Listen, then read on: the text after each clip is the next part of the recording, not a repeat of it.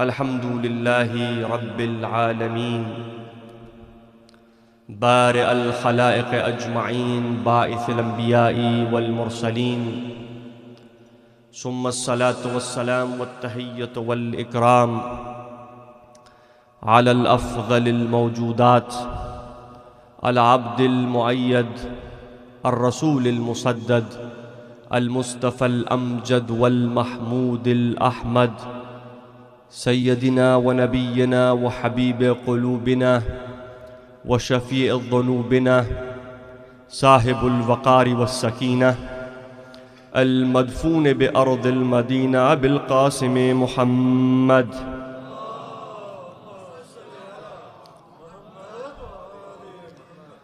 وآله الطيبين الطاهرين المعصومين المظلومين واللعنة الدائم على أعدائهم أجمعين من الأولين والآخرين آمين يا رب العالمين.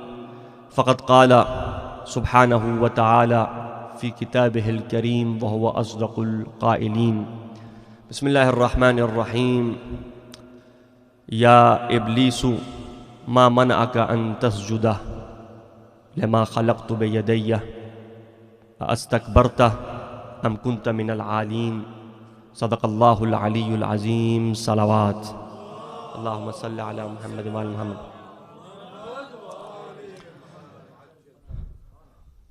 Congratulations to all mu'mineen and mu'minat on this occasion of Eid al-Zahra. We extend our congratulations to the 12th Imam of our time. Allahumma salli ala Muhammadin wa ali Muhammad. That Allah subhanahu wa ta'ala gives us tawfiq to come together and celebrate this day year after year. May this Muharram not be our last Muharram. May this Eid al-Zahra, Farhatul Zahra, may it not be our last Eid that we celebrate.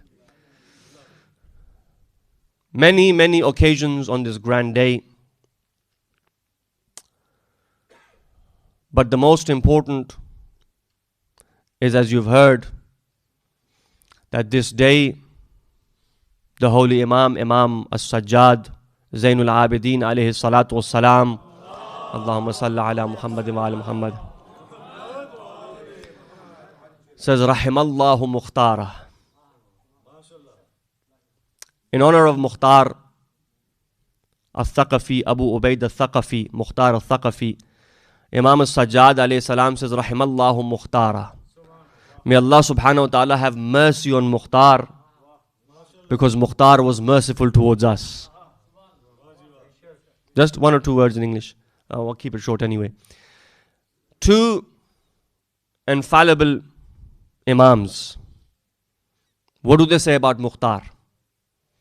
Imam al-Sajjad says, may Allah's mercy be on Mukhtar, because Mukhtar made us happy by taking revenge for what they did in Karbala. Number one. Number two, Mukhtar, by the way, was amongst Ashab Amirul Mu'mineen.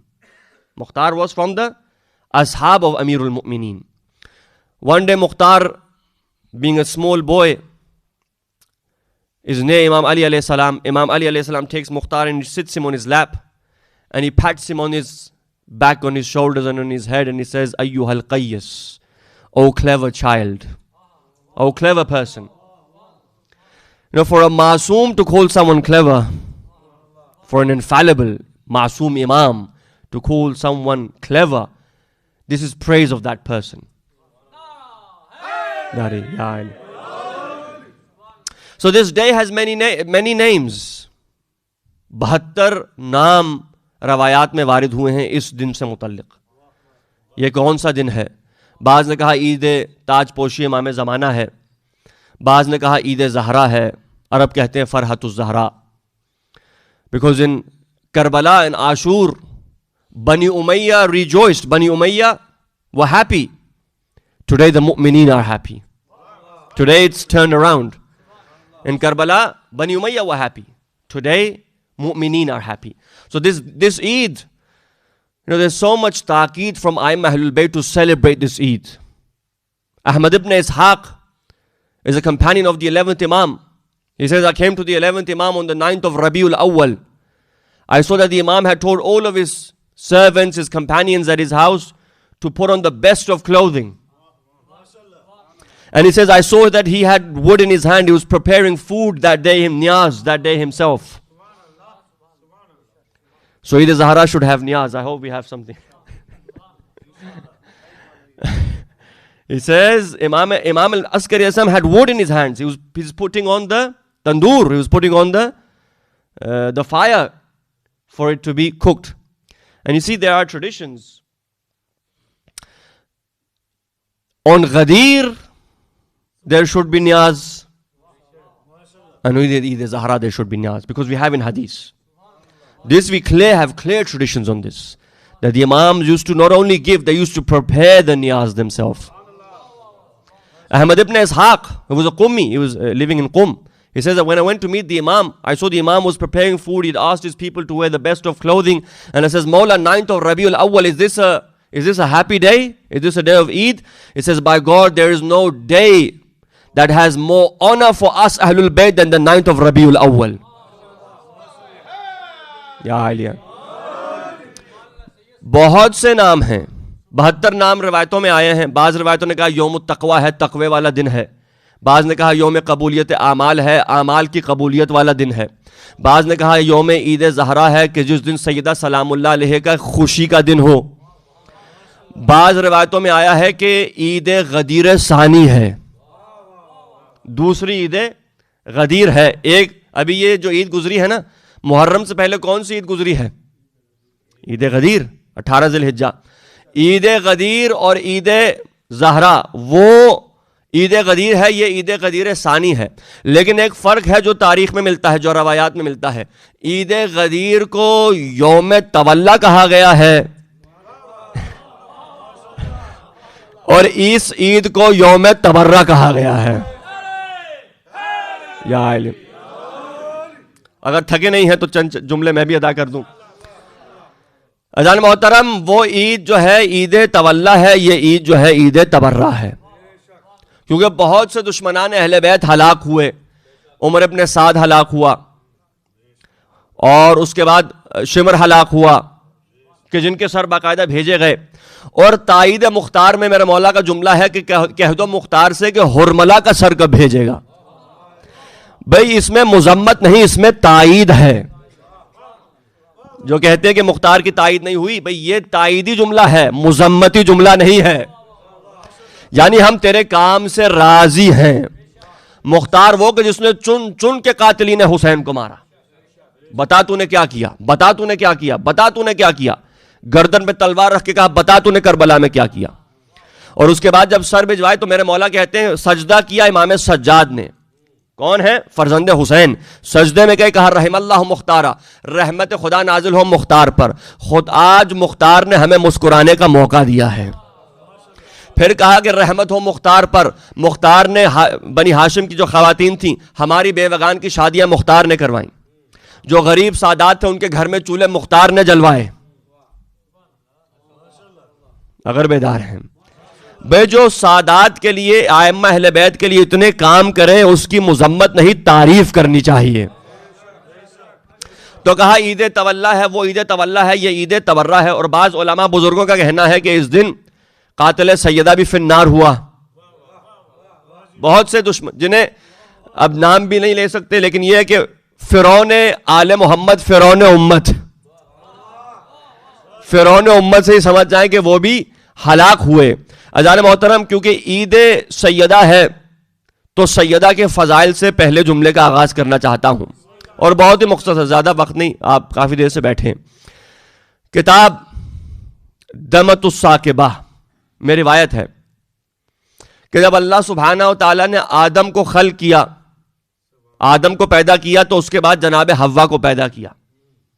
اور دونوں کو پیدا کرنے کے بعد کہا, قرآن میں سورہ بقر کی آیات ہیں, کہا آدم اسکن انت وزوجک الجنہ, اے آدم جنت میں آپ جہاں چاہیں آپ وہاں سکونت اختیار کر لیں. جہاں آپ رہنا چاہیں آپ سکونت اختیار کر لیں. غور چاہوں گا, جناب آدم اور جناب حوا جنت الفردوس کی سیر کرنے لگے. قرآن کی آیت ہے نا, ہم نے آدم کو پیدا کیا, اس کے بعد ہم نے کہا کہ جنت آپ کے لیے ہے, آپ جہاں چاہیں آپ جہاں رہیں, لیکن اس شجرے کے قریب مت جائیے گا, اس درخت کے قریب مت جائیے گا. لیکن کہا کہ اے آدم و حوا آپ جنت الفردوس کے باغات کی سیر کیجئے.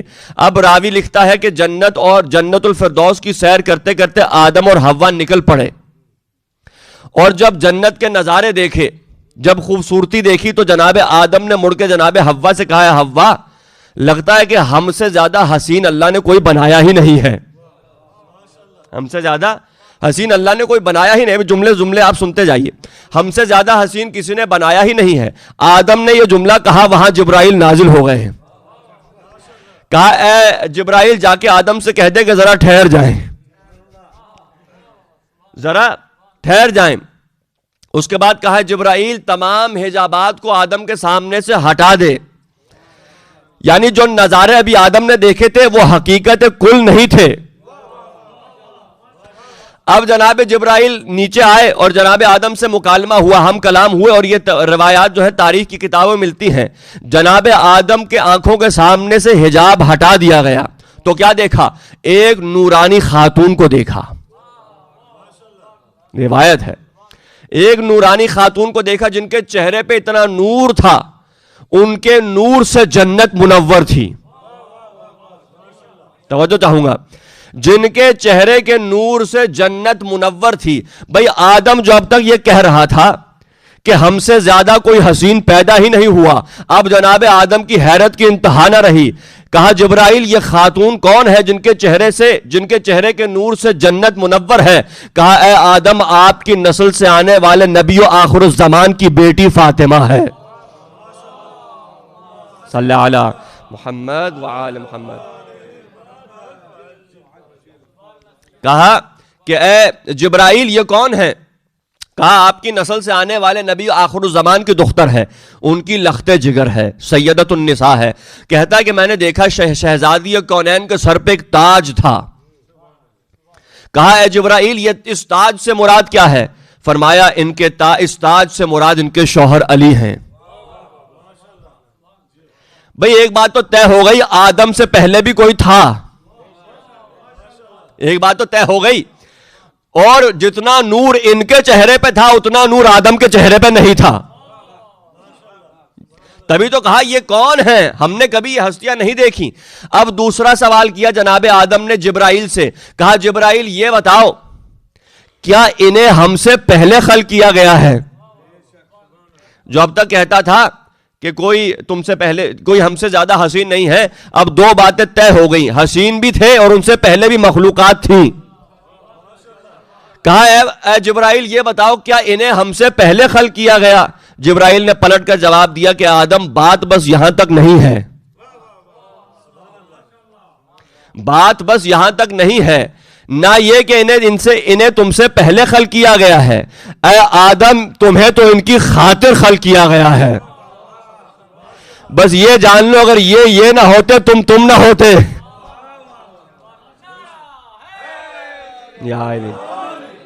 توجہ ہے میرے ساتھ. کہا کہ ہم نے تمہیں ان کی خاطر خلق کیا ہے. بھائی میں نتیجہ دے رہا ہوں, پوری روایت کا نچوڑ کیا نکلا؟ اپنے سامنے رکھیں روایت کو. آدم کو پیدا کیا, حوا کو پیدا کیا, تمام جنت کی نعمتوں سے مالا مال کیا. کہا جنت میں جہاں جانا چاہتے ہو جاؤ, جہاں رہنا چاہتے ہو رہو. قرآن کی آیت ہے, سورہ بقرہ کی آیات ہے. اس کے بعد کہا کہ جنت الفردوس کے باغات کی سیر کرو.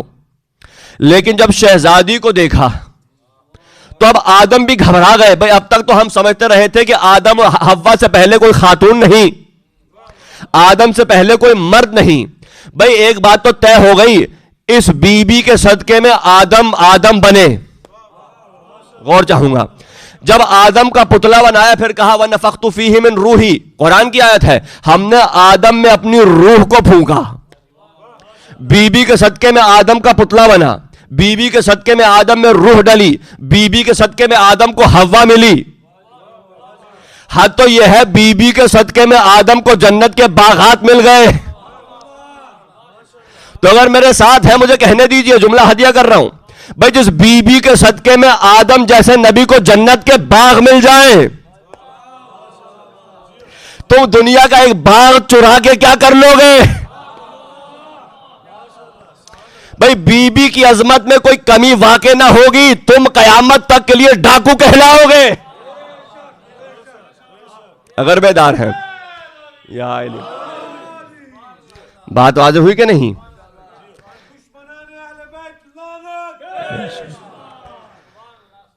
کہا کہ یہ کون ہیں؟ کہا یہ دختر رسول ہیں جو ابھی آپ کی نسل سے آئیں گے۔ عزیزان محترم، جناب آدم کو پیدا کیا، توجہ ہے میرے ساتھ، زیادہ زحمت نہیں، مولا روایت ہے، جناب آدم کو پیدا کیا، قرآنی آیات آپ کے سامنے ہیں، کہا اسجدوا لآدم فسجدوا الا ابلیس ابا واستکبر وکان من الکافرین۔ اس وقت اللہ نے کہا سب کو، جب آدم کو پیدا کر لیا تو سب کو کہا کہ سب اب آ کے آدم کو سجدہ کریں۔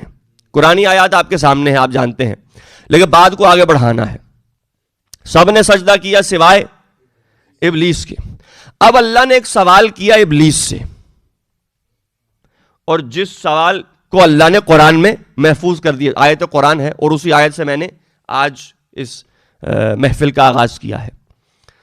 کہا یا ابلیس، اے ابلیس، ما منعک ان تسجد، اے ابلیس تجھے کس چیز نے منع کیا ہے کہ تو اس کو سجدہ کرے، لما خلقت بیدی، جسے میں نے اپنے دونوں ہاتھوں سے بنایا ہے۔ اگر بیدار ہے، قرآن کی آیت ہے، اے ابلیس تجھے کس چیز نے منع کیا ہے، تیرے لیے کون سی شے مانے ہوئی ہے کہ تو اس آدم کو سجدہ کرے جس آدم کو میں نے اپنے ہاتھوں سے بنایا ہے؟ استکبرتا، کیا تو تکبر کرنے لگا ہے؟ کیا تجھ میں تکبر آ گیا ہے؟ یہ اگلا جو آیت کا حصہ ہے یہ اسی میں سارا نچوڑ ہے۔ کہا تجھے کس چیز نے منع کیا کہ تو اس آدم کو سجدہ کر جس آدم کو میں نے اپنے ہاتھوں سے بنایا؟ استکبرتا، کیا تو تکبر کرنے لگا ہے؟ ام کنت من العالین، یا پھر تو اپنے آپ کو عالین میں سے سمجھنے لگا ہے؟ کیا تو تکبر کرنے لگا ہے یا پھر تو اپنے آپ کو ان عالین میں سے سمجھنے لگا ہے؟ بھائی یہ عالین کون ہے؟ بھئی یہ جو بھی ہو، ایک بات تو طے ہے، جب سب کو حکم ہوا آدم کو سجدہ کریں، ان پہ وہ حکم ساقط تھا۔ اسی لیے تو کہا کیا تو تکبر کرنے لگا ہے یا تو اپنے آپ کو عالین میں سمجھنے لگا ہے؟ قرآن مجید کی آیت ہے، سنی شیعہ غور کرے کہ یہ عالین کون تھے جن پہ آدم کو سجدہ ساقط تھا۔ جب سب سجدہ کر رہے تھے ابلیس رک گیا، کہا کیا تو تکبر کر رہا ہے یا تو عالین میں ہو گیا ہے؟ بھئی عالین جمع ہے عالی کی، عالی نکلا ہے علی سے،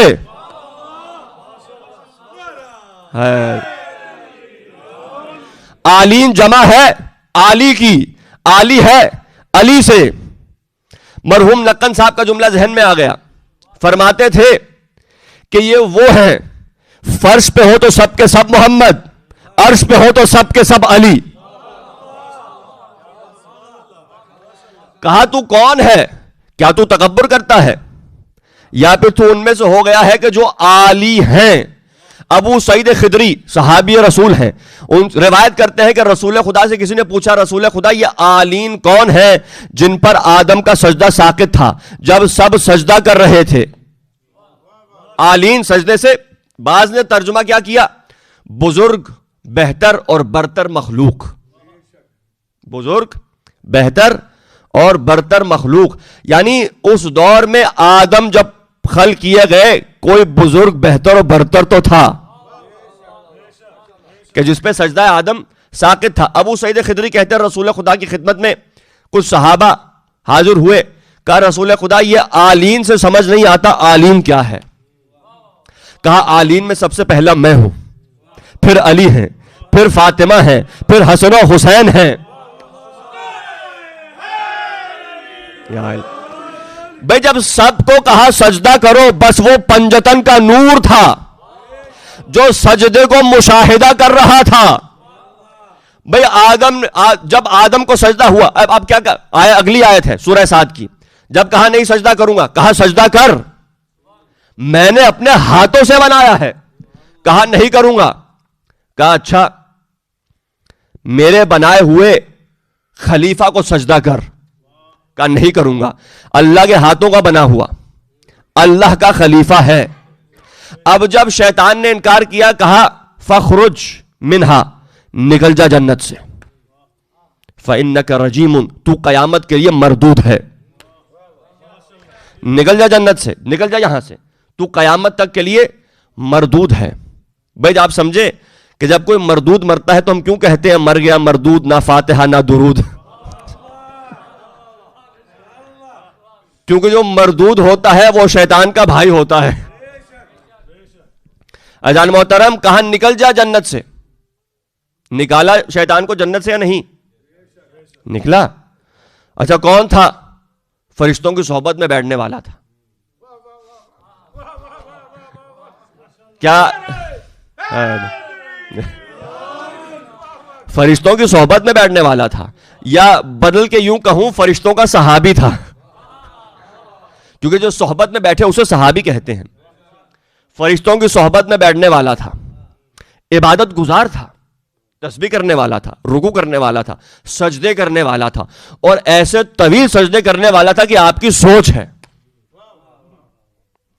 کیا ہوا؟ کہا نکل جا, تو مردود ہے.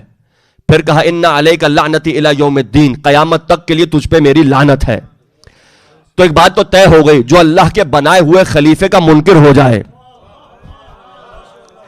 اس پہ پھر قیامت تک کے لیے لعنت ہوتی ہے.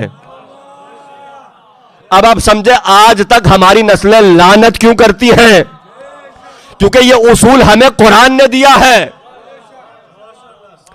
کہا نکل جا, تو مردود بھی ہے, تو لعنتی بھی ہے. قرآن کی آیت, سورہ 7 کی آیات ہیں.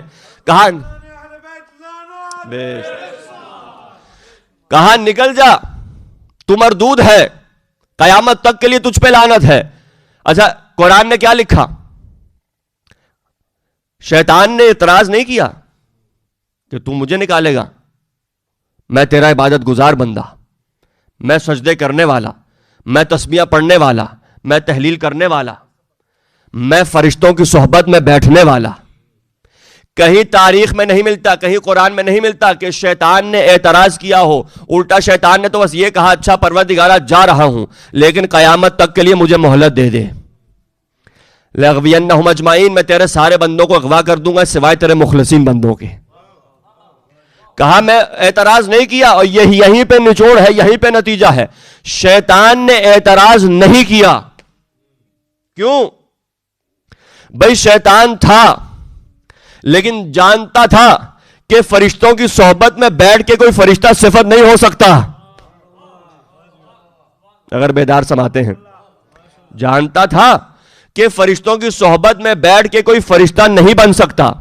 فرشتوں کی صحبت میں بیٹھنے والا شیطان, فرشتوں کی صحبت میں بیٹھنے والا اعتراض نہیں کر رہا, کیونکہ جانتا ہے کہ کیونکہ فرشتے عظیم ہیں, فرشتے معصوم ہیں, اگر کوئی معصوم کی صحبت میں بیٹھ بھی جائے تو معصوم نہیں بن سکتا.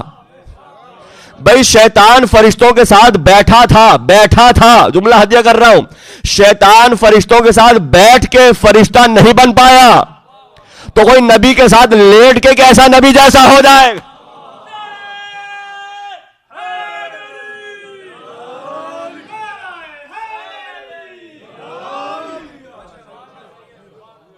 اگر بیدار سماتے ہیں. کہا کہ اعتراض نہیں کیا, جانتا تھا کہ میں اس کی صحبت میں بیٹھنے والا ہوں, میں صحابی ہوں, لیکن کبھی اعتراض نہیں کیا, کیونکہ جانتا تھا میں اس وقت, کیونکہ میرا خارج ہو گیا, اللہ کے خلیفہ کا منکر ہو گیا. جو اللہ کے خلیفے کا منکر ہو, قرآن کہتا ہے مردود بھی ہے, قیامت تک کے لیے لعنت بھی ہے. عزیزان محترم, آخری جملہ اور میں آپ کی زحمت جو ہے تمام کر دوں. یہ وہ عید ہے کہ جس عید میں مومن کی پہچان بنتی ہے. دو عیدوں سے مسلمان پہچانا جاتا ہے, دو عیدوں سے مومن پہچانا جاتا ہے. جو عید اضحیٰ منا لے, جو عید الفطر منا لے, مسلمان تو پہچانا گیا, لیکن کوئی گارنٹی نہیں یہ مسلمان مومن بھی ہو. مومن تو تب ہوگا کہ جو دو عیدیں منائے اور ایسے منائے کہ جیسے جو دوسری بڑی عیدیں گزری ہیں وہ اس عید کے سامنے چھوٹی دکھائی دے. وہ ہے عید غدیر اور عید زہرا. اجان محترم، آخری جملے اور میں محفل تمام کروں. وہ پروردگار جسے یہ برداشت نہیں تھا کہ وہ شیطان جو ہماری صحبت میں بیٹھا، انبیاء ملائکہ کی صحبت میں بیٹھا، لیکن کیونکہ میں نے بنایا تھا برداشت نہیں ہوا. سنیں گے میرے مولا کا حق کیا ہے. روایت ہے حق علی علی هذه الامہ کحق الوالد علی ولدہ. جو عربی کا شوق و ذوق رکھتے ہیں ترجمہ کرنے کی ضرورت نہیں کہ علی کا حق اس امت پہ ایسا ہے جیسے باپ کا اولاد پہ حق ہوتا ہے. علی کا حق ایسا ہے کہ جیسا باپ پر اولاد کا حق، یعنی اولاد پر باپ کا حق ہوتا ہے. کیا حق ہے؟ امام زین العابدین علیہ الصلاۃ والسلام، اللہم صلی علی محمد وعلی آلہ، رسالۃ الحقوق میں فرماتے ہیں کہ جس کتاب میں تمام حقوق بیان کیے ہیں آپ نے، باپ کا حق، ماں کا حق، بچوں کا حق، بہن بھائیوں کا حق، بیوی کا حق، زوجہ کا حق، مومنین کا حق، خدا کا حق، امام کا حق، انبیاء کا حق، خود اپنے نفس کا حق، خود انسان کا حق، تمام حقوق کوئی حق میرے مولا نے چھوڑا نہیں ہے. اس میں میرے مولا کا حق فرماتے ہیں باپ کا حق یہ ہے، تیرے باپ کا تجھ پہ حق یہ ہے فَإِنَّهُ أَصْلَكَ، کہ تیرا باپ تیری اصل ہے. اگر تیرا باپ نہ ہوتا تو تو نہ ہوتا. تمہارا باپ تمہاری اصل ہے. اگر تمہارے باپ نہ ہوتے تو تم دنیا میں نہ آتے. یعنی اگر باپ نہیں تو اولاد نہیں، اور اگر علی امت کے بابا ہیں، اگر علی نہیں تو امت نہیں. باپ کا حق امت پہ یہ ہے جیسے علی کا امت پہ ہے، جیسے بچوں کا باپ کے لیے جو احترام، جو تعظیم ہے. اجان محترم، باپ بن پوچھے بیٹے کی جیب سے پیسہ لے سکتا ہے، لیکن بیٹا کرے تو چوری ہے، کیونکہ باپ کا حق ہے. اسی لیے رسول خدا نے فرمایا امت کے دو باپ ہیں، انا و علی، میں اور علی امت کے دو بابا ہیں. ہم جو چاہے تم سے لے سکتے ہیں، ہم تمہارے نفسوں پہ تم سے زیادہ حق رکھتے ہیں. تعظیم اولاد پہ واجب ہے، جملہ ہدیہ کر رہا ہوں، تعظیم اولاد پہ واجب ہے. علی امت کے باپ ہیں، منحوس ہوتی ہیں وہ اولادیں جو اپنے باپ سے جنگ کریں. منحوس ہوتی ہیں وہ اولادیں جو اپنے باپ سے لڑیں. اور علی ہے امت کے بابا. اب آپ دیکھو کس نے اپنے باپ سے جنگ کی، کس نے اپنے باپ سے جنگ کی. کیونکہ علی کا حق امت پہ ایسا ہے، بھئی تمام امت کے دو باپ ہیں، علی اور اللہ کے رسول. اب جو حق اور جو باپ، یعنی میرا جو باپ ہے ان کے بھی بابا ہیں علی، ہمارے جو والدین ہیں ان کے بھی بابا ہیں علی ابن ابی طالب، کیونکہ ہم ہیں امت کا حصہ اور وہ ہے امت کے مافوق، یعنی امت کے اوپر. تو جان محترم، یہ میرے مولا علی کا حق ہے کہ علی ابن ابی طالب امت کے باپ ہیں، اور جیسے باپ کی تعظیم ہوتی ہے اس سے کئی زیادہ تعظیم علی ابن ابی طالب کی ہے، اس سے کئی زیادہ حق علی ابن ابی طالب کا ہے. میں ایک شخص بحث کرنے لگا، آخری جملہ اسی پہ تمام کروں محفل کو. ایک خارجی آیا میرے مولا کے پاس، ایک طرف خارجی ایک طرف مومن، آپس میں مقدمہ ہے. کہا یا علی آپ فیصلہ سنائیے، ان کے درمیان کیا فیصلہ ہونا چاہیے. میرے مولا نے دونوں کو سنا، آخر میں مومن کے حق میں فیصلہ کر دیا، کیونکہ مومن مظلوم تھا. خارجی سے برداشت نہ ہوا، کہنے لگا یا علی آپ نے عدل کی روح سے فیصلہ نہیں کیا. یعنی کوئی علی کو کہے آپ نے عدل کی روح سے فیصلہ نہیں کیا. جو امام عادل ہو، جو اپنی شدت عدل کی وجہ سے شہید کیا جائے. کہا یا علی آپ نے عدل کی روح سے فیصلہ نہیں کیا. میرے مولا نے کہا جو میرا فیصلہ ہے وہی حق ہے, جو میرا فیصلہ ہے وہی سچ ہے. بھئی خارجی ایک طرف, مومن ایک طرف. اب بھرے دربار میں یہ خارجی علی سے بحث کرنے لگا, بھرے دربار میں سب کے سامنے خارجی علی سے بحث کرنے لگا. کہا نہیں یا علی یہ غلط ہے. یہاں تک پہنچا کہ اس کی آواز میرے مولا کی آواز سے بلند ہو گئی. میرے مولا کو جلال آ گیا. تاریخ نے لکھا ہے, مصابیح القلوب میں ہے, کتاب کوکب مصابیح القلوب میں روایت ہے, کتاب کوکب الدری میں یہ روایت ہے کہ علی سے بحث کرتا کرتا اس کی آواز بلند ہو گئی. میرے مولا کو غصہ آ گیا. علی ابن ابی طالب نے اپنے ہاتھ سے اشارہ کیا اور اللہ سے دعا کی, پروردگارہ اس کے باطن کو ظاہر کر دے, اے خارجی مسخ ہو جا.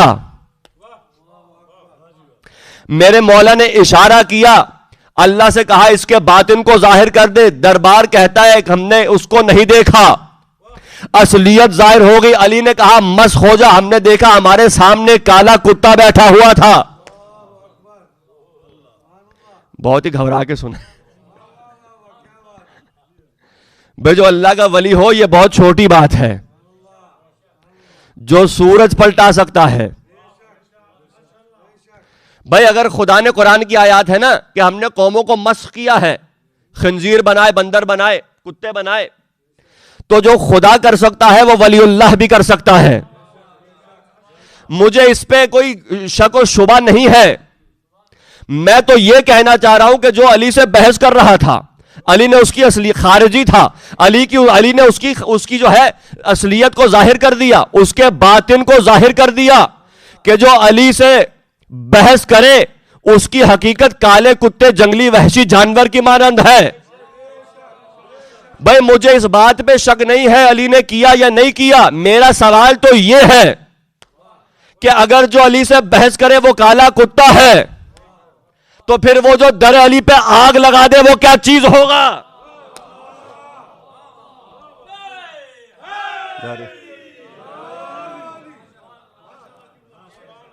پتہ نہیں آپ تک بات پہنچی یا نہیں پہنچی. تمام ہو گئی محفل. اذان محترم, یہ میرے مولا کی کمالات ہیں, میرے مولا کے معجزات ہیں. اذان محترم, امیر کائنات ہوں, علی مرتضیٰ ہوں, آدم دیکھ کے چونک اٹھے کہ یہ کیسا نور ہے, گھبرا گئے. اللہ نے کہا گھبراؤ مت, یہ نور تبسم سیدہ ہے. کیونکہ جنت میں تو سورج نہیں ہوگا نا, سورج تو چاند ستارے تو یہاں پہ ہیں. جنت میں نہ سورج ہے, نہ چاند ہے, نہ ستارے ہیں. تو جب جنت والے, بہشت والے سورج کی روشنی کو دیکھیں گے تو کہیں گے پروردگارہ تو نے تو کہا تھا لا یرون فیہا شمس, کہ قیامت کے دن جو ہے جنت میں اس دن جو ہے کوئی سورج نہ ہوگا, یہ روشنی کہاں سے آئی؟ تو آواز پروردگار آئے گی کہ یہ سورج کی روشنی نہیں ہے, یہ سیدہ کے تبسم کا نور ہے. جب سیدہ علی جنت میں, جب سیدہ علی کو دیکھ کے تبسم فرمائیں گی, جب علی سیدہ کو دیکھ کے تبسم کریں گے تو ایسا نور ظاہر ہوگا کہ اہل بحث کہیں گے لگتا ہے کہ آج سورج دکھائی دے رہا ہے. یہ نور تبسم سیدہ کا نور ہے, یہ نور علی کی مسکراہٹ کا نور ہے, یہ نور علی کے چہرے کا نور ہے. بس محفل تمام ہو گئی. پروردگارہ سیدہ کے صدقے 2 مہینے 8 دن جو عزاداری کی ہے اپنی بارگاہ میں قبول و منظور فرما. پروردگارہ 2 مہینے 8 دن جو ماتم حسین کیا ہے, جو خلوص سے ہم نے گریہ کیا ہے, پروردگارہ اس کو ضائع نہ جانے دینا. پروردگارہ واسطہ محمد و آل محمد کا یہ ماہ ایام عزا, یہ عید زہرا ہماری آخری عید زہرا نہ ہو. ہر سال ہمیں عید زہرا منانا نصیب فرما, بلکہ اگلے سال اپنے موقع اپنے مولا اپنے آقا امام زمانہ کے ساتھ اس عید کو منانے کی توفیق عنایت فرما. پروردگارہ دعاؤں کی قبولیت کا دن ہے, اعمال کی قبولیت کا دن ہے. تمام اعمال جو اب تک ہم نے بجا لائے ہیں پروردگارہ انہیں اپنی بارگاہ میں قبول و منظور فرما. میرے مالک, میرے خالق جس کی بھی دعائیں ہیں ان کی دعاؤں کو قبول فرما. جو بیمار ہے اسے شفا یاب فرما, جو بے اولاد ہے اولاد صالح عطا فرما. جن کے ہاں اولاد ہے پروردگارہ انہیں اولاد کی تربیت کرنے کی توفیق عنایت فرما. حضرت حجت کے ظہور میں تعجیل فرما. واسطہ ہے محمد و آل محمد کا پروردگارہ کوئی غم نہ دینا سوائے غم حسین کے، پروردگارہ واسطہ ہے محمد و آل محمد کا اگلے محرم تک اسی روحانیت کو، اسی نور کو، اسی ذکر حسین کو ہمارے وجود میں قائم و دائم فرما۔ واسطہ محمد و آل محمد کا جو پریشان ہے اس کی پریشانی زہرا کے صدقے دور فرما۔ پروردگارہ یہاں جو والنٹیئرز ہیں، جو بانیان ہیں، پروردگارہ ان کی کوششوں کو، ان کی کاوشوں کو اپنی بارگاہ میں قبول و منظور فرما۔ اس بارگاہ، اس عزاخانے کو دن پروردگارہ روز بروز ہر سال اسے مزید ترقی اور پیش رفت عطا فرما۔ واسطہ محمد و آل محمد کا دنیا میں زیارت حسین، آخرت میں شفاعت حسین نصیب فرما۔ وآخر دعوانا الحمدللہ رب العالمین۔ سب ہاتھوں کو بلند کیجیے، اپنے 12ویں امام کو یاد کیجیے دعا امام زمانہ سے۔ بسم اللہ الرحمن الرحیم۔ اللہم کن لے ولیک الحجۃ ابن الحسن صلواتک علیہ